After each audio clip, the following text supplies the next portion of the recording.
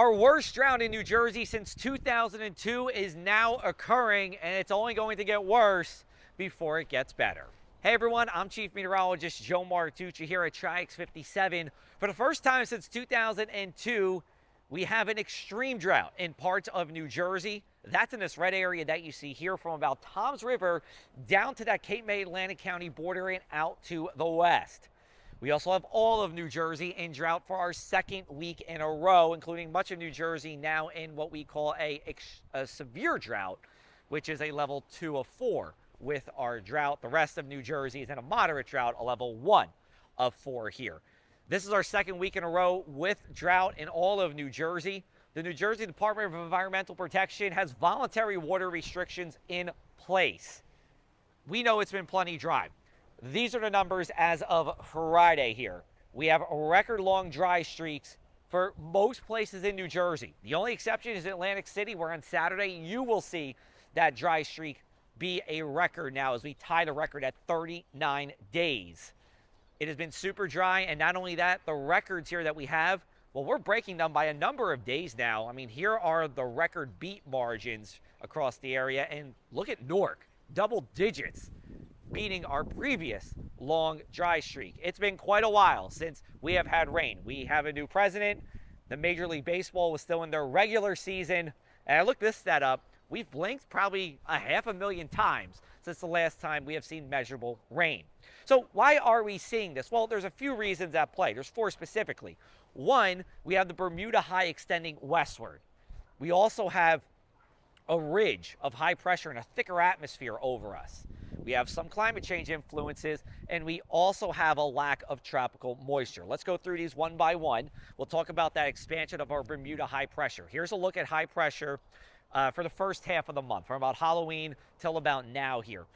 Notice we've seen a lot of reds over us. That's indicative of high pressure, and that Bermuda high, which keeps us hazy, hot, and humid during the summer, is keeping us mild and dry during this time of the year. And in fact, we look at our rainfall over the past week, and that high pressure over Bermuda has kind of stiff-armed that rain to our south, our west, and our north. The storm track continues to stay to our west and our north over the past couple of weeks here.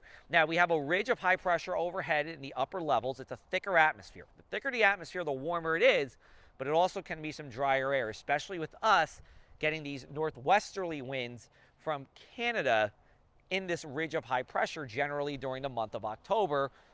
Drier air from Canada is opposed to the more moist air that comes from Mexico or the Gulf of Mexico. That's why we've also been dry.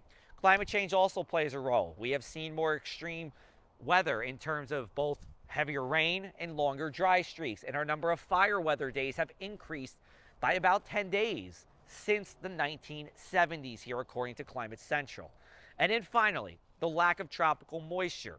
Now, during the fall, the main way we see our precipitation is from remnant tropical moisture, whether it's from hurricanes or tropical storms here. We just simply haven't seen that. So what else is there for us to get rain? Well, coastal storms, but it's not quite coastal storm season yet. It's just starting to now in early November. The other way we see rain, thunderstorms, but it's not what we call convective season. It's not the summer, so we're not seeing thunderstorms either. That pretty much leaves us to the whim of cold fronts moving through. However, these cold fronts have been dry cold fronts, not with a lot of moisture, and when they come in, they hit that drying high pressure, and that's why we've seen some sprinkles over the past couple of weeks, but we haven't seen that measurable rain.